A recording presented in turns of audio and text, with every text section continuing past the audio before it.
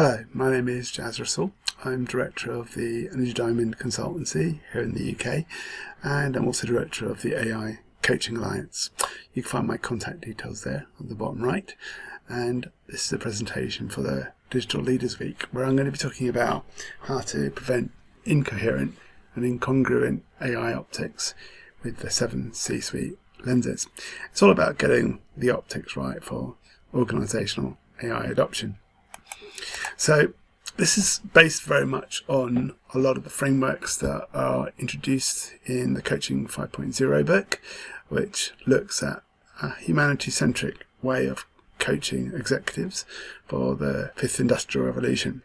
And the 5th Industrial Revolution is all about harmonising human consciousness with machine intelligence for what the 5th Industrial Revolution is called by the term Industry 5.0.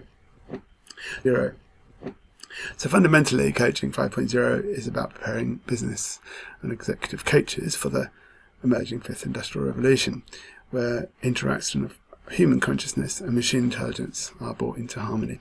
If you want to find out more about that, you can go to the link there, tinyurl.com, Coaching 5.0, and you'll be able to learn more about that. Now, if we want to get the optics right with regards to how we work with AI in organisations, it's going to be important to look at it through various lenses for people who work at C-suite level in the boardroom. So what I'd like to do here is present the 7 C-suite lenses that boardroom executives need to look through if they want to get the optics right in how they adopt AI into their organisation or adapt to artificial intelligence. So the big question is typically, should I adapt to AI? Now, that basically means that you're asking how you want to take advantage of AI to help in your organisation, but also to help your clients in your business. And you may have a particular focus, and given that focus, you probably need to know how you should begin to work with AI. So first of all, let's have a look at the focus that you might have as an organisation, and then we'll have a look at how you can begin to work with shaping the optics around how you work with AI in your organisation. Now, it's possible that your organisation is something that just wants to be shown as being competent in your use of artificial intelligence, and you may just want to have a coherent way of going about doing that to generate content that's kind of aligned to your culture. There are others, though, that before they even allow people to use AI in their organization, they want to make sure that the right compliance is in place in terms of ethics or alignment to laws such as the EU AI Act, or in the UK, the Online Safety Bill, GDPR, and also the latest laws coming out of the EU, such as the product liability laws, which show what happens when laws are transgressed, especially the EU AI Act, and what punishment there might be for that.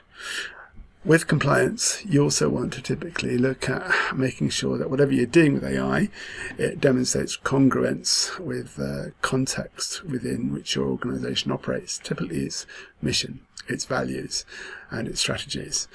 And only when you've got these things in place and you're sure that they align with the culture, do you then focus on actually getting staff competent in the use of AI in coherent ways, especially in terms of how they generate content or share content.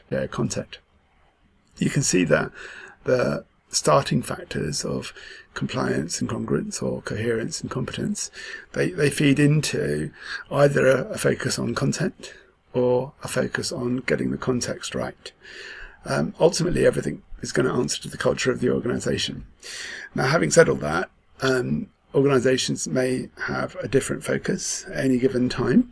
Sometimes they may have a focus on compliance. Other times their focus is more on culture. The fact is, wherever you start, you have to ensure that you look through all of these lenses if you are to get a complete picture of what's going on in terms of the optics of your use of AI, either in terms of adaptation to it or in terms of its adoption. Now, if we look at where you might begin, depending on what your focus is, then you'll see there's 3 or 4 approaches that you could possibly take. The first is experiment. The first is experimental, where you're not really concerned initially with things like compliance or ethics, or there being congruence to your company's mission or values or strategies. You just want to try stuff out and see what it can give you in terms of value or insights. And the focus there is just getting people the competency they need in use of artificial intelligence and making sure they're working with it in ways that are coherent in the content that they're generating and that might align to the culture. The problem with experimental is, of course, that you're ignoring compliance and you might not be doing things which aren't necessarily congruent with the context of your operations and your mission and your values. So eventually, somewhere down the line, you are going to have to focus on those things. The reverse approach is to actually look at being compliant first and ensuring that your use of AI is congruent with the context of operations, is congruent with the context of operations in your organization and your strategy, mission and values. And later on, once you've got the compliance in place and make sure that it's contextually aligned to those operations, then actually building a coherent plan to get staff competent in the use of artificial intelligence and in the kind of content that they generate that's aligned to the culture. So whichever way you start, you're eventually going to have to go to the other end of this focus. If you start experimental, somewhere down the line, you're going to have to start getting professional in the way that you're working with AI. If you start professional, somewhere down the line, inevitably, you're going to have to start getting experimental in your use of AI and the way that you're working with it. There is a happy kind of middle ground that you can focus on, and that's the pragmatic approach. Pragmatic approach doesn't really focus on compliance or competency first. It tries to find a sweet spot between the two. And the way to do that is to really just focus on congruence and coherence. It's to make sure that whatever you do is in alignment with the context of operations in your business and to its culture, and that you do it in a coherent way, and the content that you generate is coherent and aligned with the culture of your organization. And then you can expand out from there if you feel that there is a fit and start putting into place factors and frameworks and systems for compliance, as well as educating staff in terms of upskilling them and improving their competency and their knowledge. Now, if you're an enterprise organization, you probably are going to do all three of these things. If you're an individual, then you might start with experimental and do things in a pragmatic way and eventually do things in a way that's professional, especially if you're working with organizations and there's a need for you to standards and for the sake of insurance to ensure that you're covered as well. You could, of course, go in reverse as well. With organizations, though, as an enterprise approach is, you'll probably find that that organization has groups of people that are doing all three separately. There'll be an experimental group, there'll be a pragmatic group, and there'll be a professional group. The experimental group will be trying out things and passing on things to the pragmatic group, who act as a segue between the experimental group and the professional group. When they're pretty sure that things might have value to customers or clients or departments, they'll hand over things to the professional department, who will package it and wrap it and ensure that it's deployed in an effective way that has measurable impact. So those three things will typically be happening in parallel if this is being looked at from an enterprise perspective, as opposed to an individual consultant, for example, working with artificial intelligence. So bear in mind that if you've got a particular focus, you can't just work with one focus. Ultimately, you are going to have to work with all the different kinds of focus. Here, I call those lenses. And it means that when you do that, you'll get a complete picture, a complete a frame of all the optics that you're going to have to work with within your organization or with your clients. Once you are clear about your focus and the way or the ranking or the order in which you're going to actually look at things through those lenses, then you can make some choices about whether you're going to actively work with AI in an experimental way, a pragmatic way, or a professional way. Or if you want to be doing all three concurrently, if you're in an enterprise organization, for example. So those are the 7 lenses that people in the boardroom typically will need to consider through if they want to get the optics right in terms of adopting artificial intelligence into our organisation, or simply just adapting to it. Let's have a look at those typical optics options of the experimental, the pragmatic, the professional and the enterprise, and just get some clarity on what do we actually mean by those. Okay, so experimental is very much going to be focusing on just learning about AI and finding how you need to adapt to it and trying out different kinds of AI and adopting them and see what kind of benefits there are. So the main focus of this approach is just simply to try out the AI tools and the services privately. You have to play with their functions and features. The focus is really just on getting awareness, on seeing if that approach for adapting or adopting creates any kind of value, whether it's capable of contributing to helping staff develop their competencies and skills. And you're going to really leave compliance until the time that you want to use AI professionally, although the consequence of that is that you might risk exposure to unacceptable or high risks that carry invisible harms or might lead to legal actions against you. This is particularly the case with things like the EU AI Act, with its categories of unacceptable and high risk that we'll look at in a few moments. If you want to do things in a way that's a compromise between professional and experimental approaches, you might want to consider a pragmatic practice. Pragmatic practice is about taking a balanced, phased approach of experimental and professional use.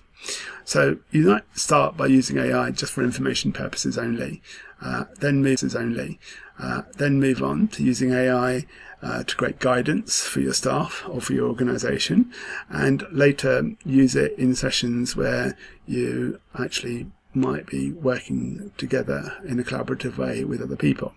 Now, I'm looking at here a particular case of how AI might be used in an organisation for coaching, for example. So in the examples that I'm following here, I'm particularly framing it in that particular context, but this will equally apply to other functions and other services that you might have in an organisation, whether it's sales, whether it's HR, learning and development. It'll apply equally to those kind of domains and territories.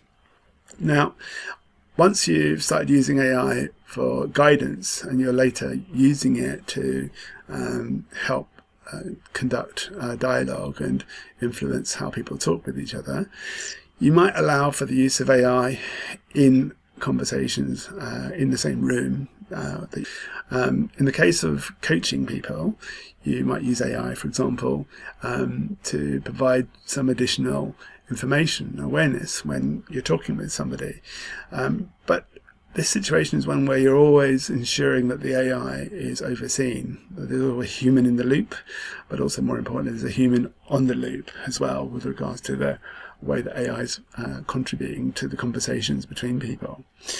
After a bit of time of doing this, when people are comfortable with AI being in an environment where people are having a dialogue with one another, and everybody's pretty clear of how they can utilize it themselves, in a coaching situation, you might find that AI can be used by people without any kind of supervision, but really the AI should have safety measures in it, so that if people are using AI in ways which are unethical perhaps, or might be crossing, they really ought to be notified and they should step in and intervene just to check that everything's okay. If it isn't, then to take over and continue the dialogue and the exchange on a human basis without the AI necessarily being involved. If everything's okay, then the AI can be signed off to continue to help people without the line manager or the coach overseeing what's going on. There's the possibility that you want to do this as a professional service internally within your organisation. If you're a coach, you want to be doing it as a professional service to your clients. But the role of professional delivery means that you're going to have to take safety and compliance first approach that is ethical, inclusive and legally approved. Your focus here is ensuring that there is protection against exposure to unacceptable or high risks, as well as visible and invisible harms, both for your ensuring that there is protection against exposure to unacceptable or high risks, as well as visible and invisible harms, both for your client, your staff, your teams, and also for yourself as a coach or a line manager. So it's only when ethical, inclusive, safety and protection measures are in place do you actually then begin progression with utilising the AI for progressing your staff, your clients, and their realisation of their potential or the attainment of their goals or completion of their tasks, as well as excellence in your own management or your coaching practice.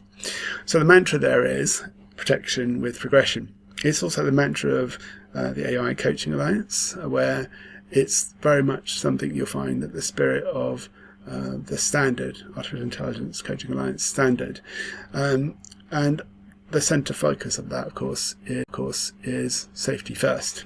And only once you've got your safety goggles on, metaphorically, do you then progress with experimenting with things or professionally delivering things, because you're quarantining the people that are use the AI from harm, and you're also at the same time facilitating them being able to take advantage of opportunities and affordances of using AI.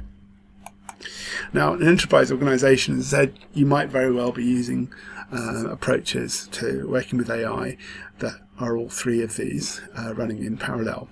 So there'll be a mix of experimental, pragmatic and professional functions and activities going on within the organisation. The professional delivery group focuses on customer-facing compliant and congruent services. The pragmatic practice group bridges the experimental research services into the professional delivery, and the experimental group be of practical value and eventually could professionally lead to compliance and congruent products and services. As an example, I just want to look at how you can work with AI in a coaching or mentoring function where there might be a human coach or manager involved, and AI is also being used to provide some kind of guidance or insight or a way for informing how a dialogue or appraisal or development is going on.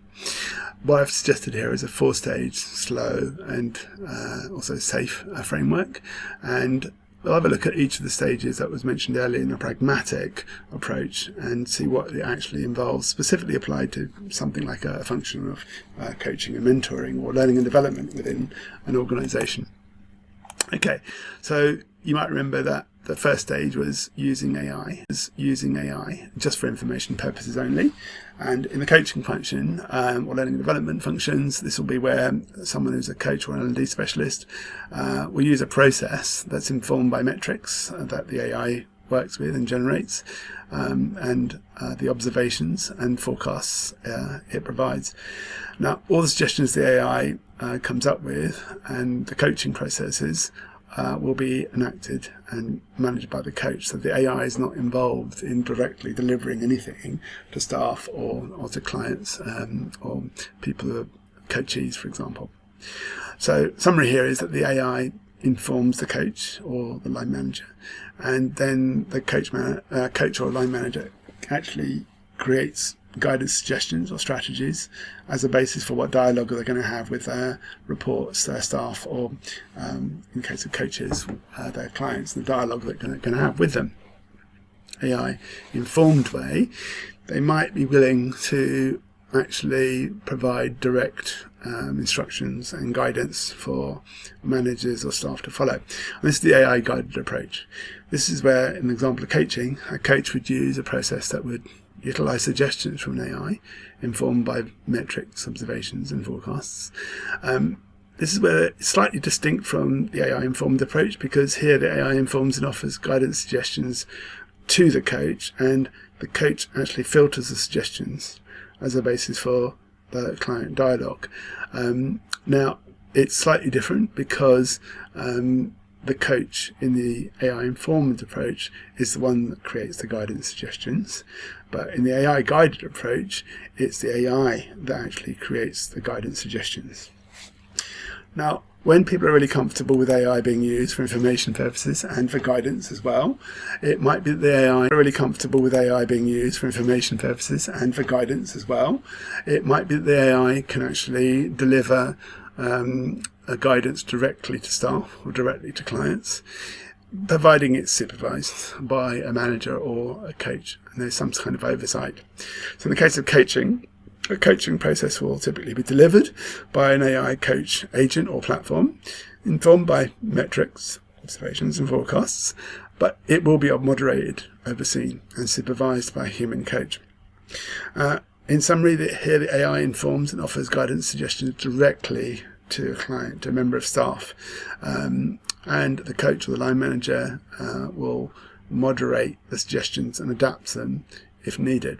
In live kind of communications and exchanges. But everything's supervised by the line manager or the coach. There's always oversight. There's always a human on the loop, so to speak.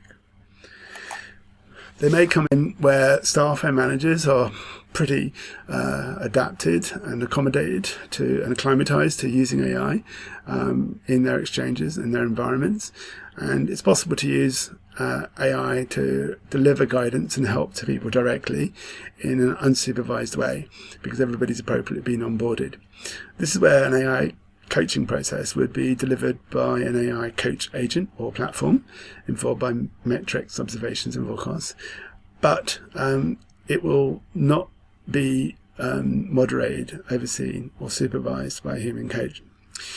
Now, the software will have constraints and triggers in it to ensure that the AI autonomously kind of manages boundaries and ensures that psychological safety, for example, is preserved, and also regulations with regards to ethics and legal aspects are respected. Now, if there is a potential violation, likely, because some kind of uncertainty threshold has been exceeded or reached in whether things are getting close to certain boundaries or regulations, or employment law, for example, then that's where you need a human to come in and be requested to intervene before the AI is used any further. So in summary, this is where the AI would inform and offer guidance suggestions directly to staff or to clients, and the coach or the line manager would only intervene if they were notified that coaching boundaries or employment or operating boundaries might be broken. So far we've been looking a little bit more on the compliance and congruence side of the optics of using AI in organisations, but if we want to cross over into the area where staff need to develop competencies in coherent ways so they can generate content that's aligned to the culture and its operations of an organisation, then clearly there are going to need to be some competency sets defined by learning and development practitioners as well as those in HR. So it might be that it's worthwhile having different levels of competency.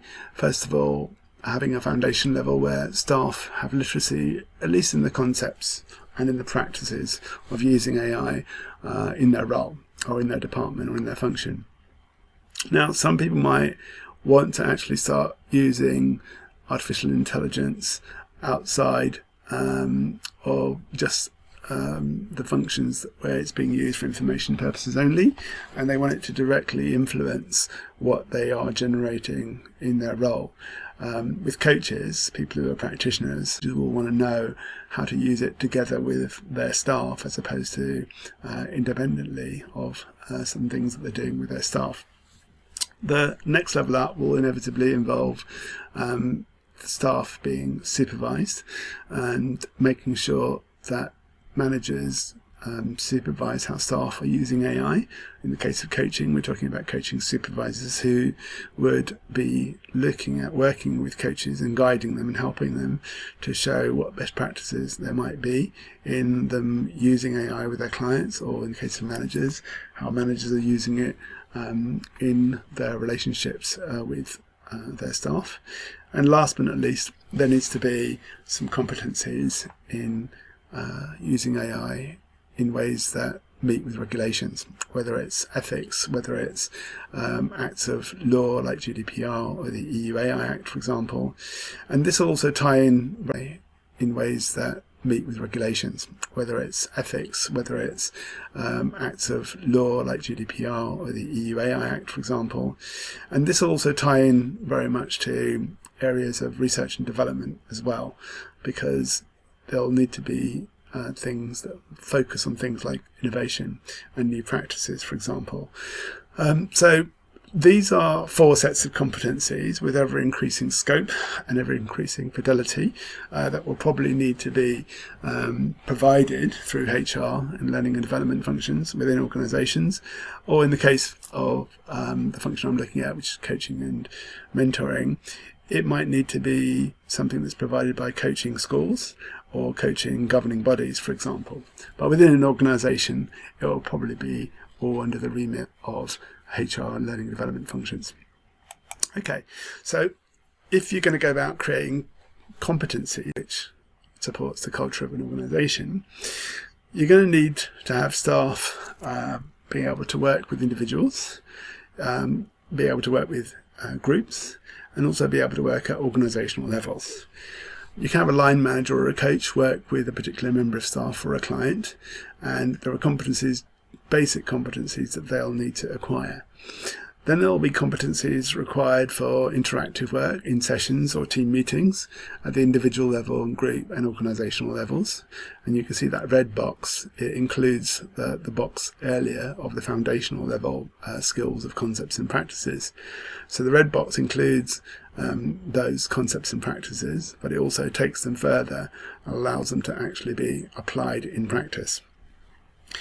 Now, someone in the organisation is going to be responsible for delivering training and education around these competencies and skilling people, and there being a transfer of knowledge and transfer of skill, and they all need to be supervised as well at the individual, group and organisational levels.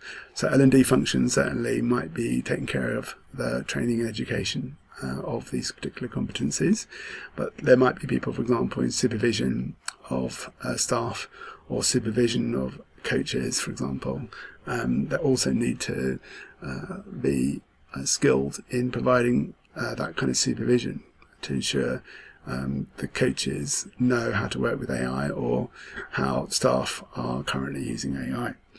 Now that might be more under the remit of HR, but inevitably it will involve people on the learning and development to ensure that supervision, appraisal of staff and people who are working with AI is effectively covered. Higher up in the organisation, you're going to see people who will set the standards for how AI law and legal frameworks, for example.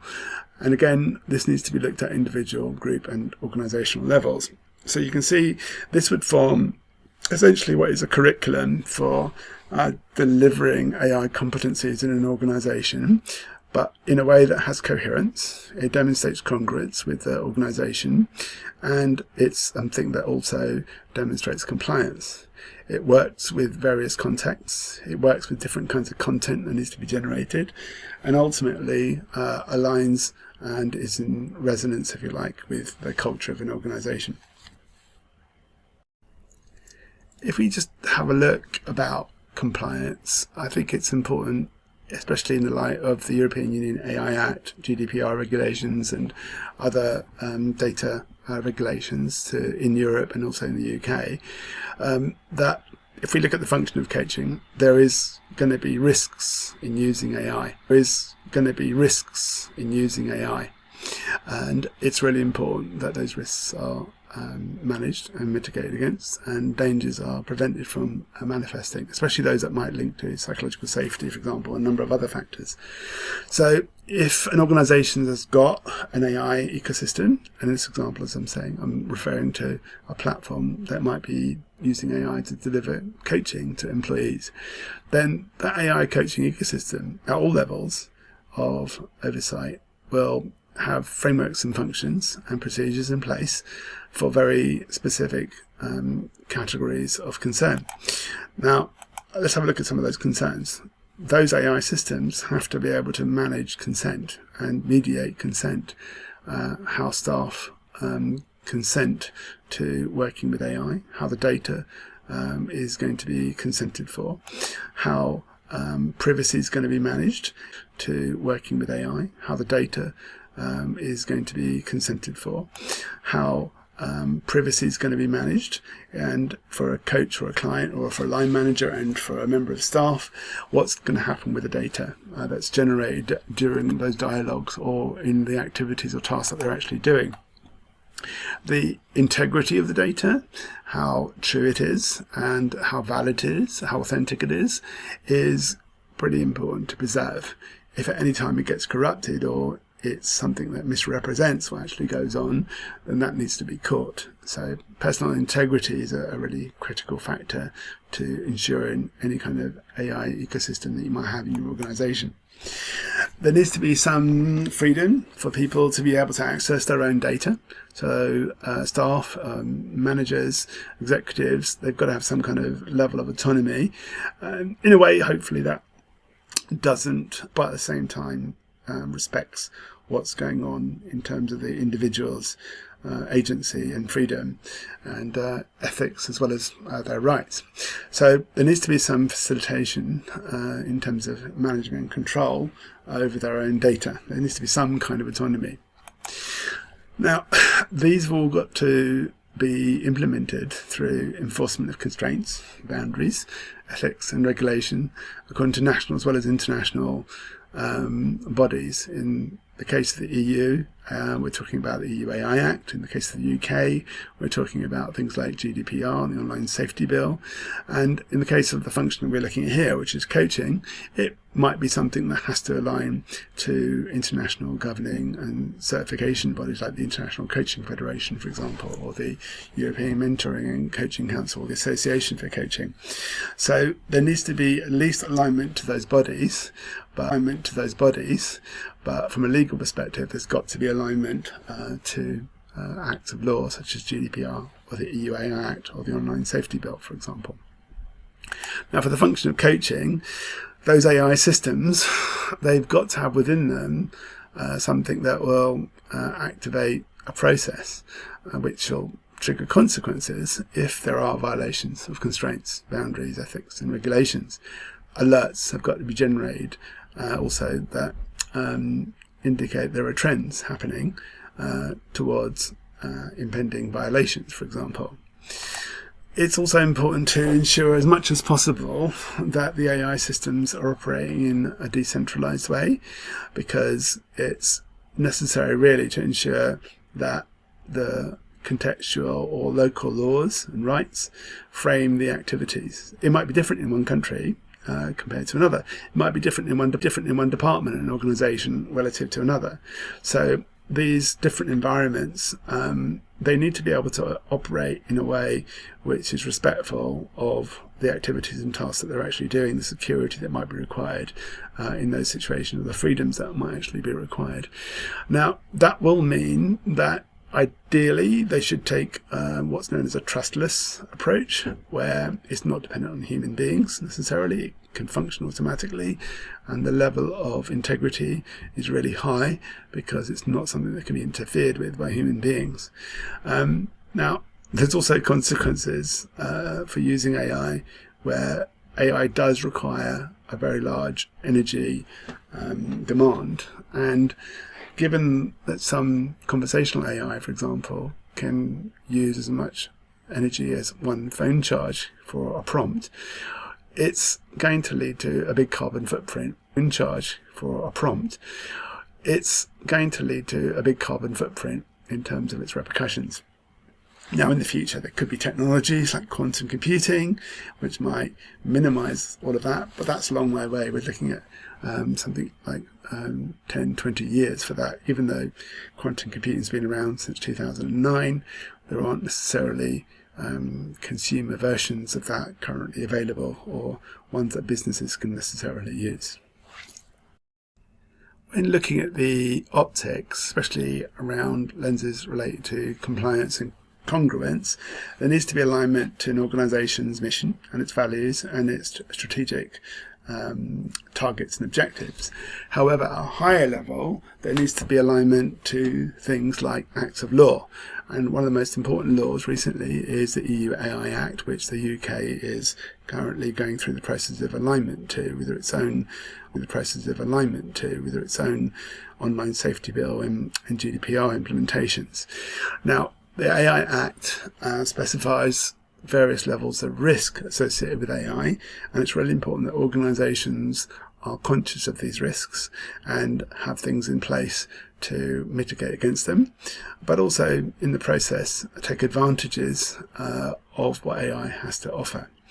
Now, the minimal risks are things that people don't really need to be watching too much, because they are things that don't necessarily have any kind of transparency requirements or obligations. Things like spam filters, or when people are playing video games, for example. Although recently there's been a change with the privacy and data usage of things like chatbots. Historically, that wasn't an issue, and it was largely left unregulated. But it might very well be that uses of technologies like ChatGPT or other conversational agents might be drifting into the higher unacceptable risk categories. Now, you can see in the high and unacceptable risk categories all the things here that are shown in purple. In the function of coaching that I'm looking at here, they are all important. So of the things that you can see, there's 4 in the high risk category and there's 7 in the unacceptable risk category.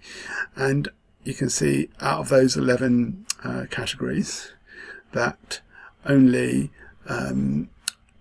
2 in the high risk category and all of those in the unacceptable risk category are important with regards to the function of coaching. So that's 9 out of 11 in total. Now, if you're an organisation, you need to be conscious of whichever function you have in your organisation, whether it's HR, learning and development, coaching, sales, whatever. What are the against? So you clearly will need to do an audit and make sure you've got frameworks and structures and processes in place to mitigate against these risks while taking advantage of the opportunities and affordances that will be available to you if you are using AIs like chatbots, for example. It's really important that if you've got compliance being developed in an organisation with regards to AI, any policies that you're developing around AI, that they are congruent and coherent, not just within themselves, but they're also mutually congruent and coherent with other policies, like diversity policy or ethics policy or even ESG policy. When there is mutual incoherence or incongruence between policies, you can get disasters of the kind that was seen earlier in this year when Google produced of Nazis that were black. Now, clearly here, diversity has been considered in a completely inappropriate kind of way, and this is a consequence of there being a lack of coherence and congruence between AI policy and processes and protocols and development alongside of diversity, equity and inclusion policies. So it's really important that you don't consider policies individually in silos, but you see how they work together in a mutual context. Otherwise, you're going to get these kind of problems that can wipe billions off a share price. One of the ways that you can test compliance, especially in a way that will align with culture and the public-facing side of your organisation, is to look at how policies bump up against one another. For example, if you look at an AI policy and diversity policies and how committed an organisation is to delivering on those policies, you can probably see that there's a variety of levels of commitment. There could be no diversity policy, there might not be any AI policy, and there are consequences for that. If your diversity policy or AI policies are just for show, your AI washing, as they say, or your diversity is there just to make you look good, it's not something you actively work on at all in your business, then there will be consequences for that. However, if your diversity policy is fully embodied in your organisation, as is your AI policy. And just because they are, it doesn't mean that you're not going to get any issues. There might be things in your AI policy that are not appropriately informed by your diversity policy, in which case bias might end up being demonstrated, discrimination, for example, in the use of AI. Equally, the other way, if you've developed a diversity policy and you haven't taken into consideration factors associated with AI, you might find that in your diversity policy it's not as comprehensive as you think, or there's misinterpretations in terms of how it should be implemented. Only when there's coherence and there's congruence and the policies stand up by themselves fully without any lack of integrity, and you've considered how these policies work together as well in a mutually coherent and congruent way, can you really be positive that you're not going to end up with the kind of disasters that were mentioned, for example, with the Google crisis, where diversity and AI just did not meet properly. The best way to ensure that you look through all the lenses and get the optics right for how you adopt AI into your organisation is to have a standard. It's worked on in the area of coaching with the Artificial Intelligence Coaching Alliance, where I produced a standard that integrate competencies from different governing bodies of coaching into a single competency set and made sure that they also align with acts of law and ethics. And the result was these 4 sets of competencies. It's a safety first focus that is also ensuring that insight is generated or enhanced for people who are using AI, and ultimately empowers people. And it's something that provides a bit of sustainability and future proofing as well. Now, the details of the actual competencies are things that you can go and check out at the AICoachingAlliance.com ACAS webpage, and you'll see there's a lot of sub-competencies associated with this, so that people have clear metrics and rubrics, if you like, to measure performance against. And the whole standard is something you can easily have on a poster within any department to ensure that AI is being worked with in a way that's ethical, it's insightful, it's empowering, and it's also future-proof. If you want to then apply that compliance across all the various functions within a particular role, then it's possible to do that. So here, for example, you can see that for someone who's working with coaching, they might be doing sales and marketing, and that involves a particular mix of safety, insight, empowerment, and future focus within the standard. And it might follow an AI-informed approach or AI-guided approach, but as they continue to work with the client through chemistry sessions and plan and process what they're exactly going to do through contracting into the actual sessions and what happens following the sessions as well, then it requires different kinds of implementation of AI that could need supervision, or it might eventually even be able to be worked with in unsupervised ways. So you need a kind of timeline that will cover all the typical activities and tasks within a role and ensure that also works for a department, and ultimately is something that works at an organisational level as well. So whatever approach you take, it's really important, as I said, to work with all the lenses, no matter where you actually start. And ultimately, you've got to create plans that can actually be implemented that link into those lenses, whether they're to do with compliance or coherence or congruence or competency. They have to work with particular contexts. They have to work in providing particular kinds of content that align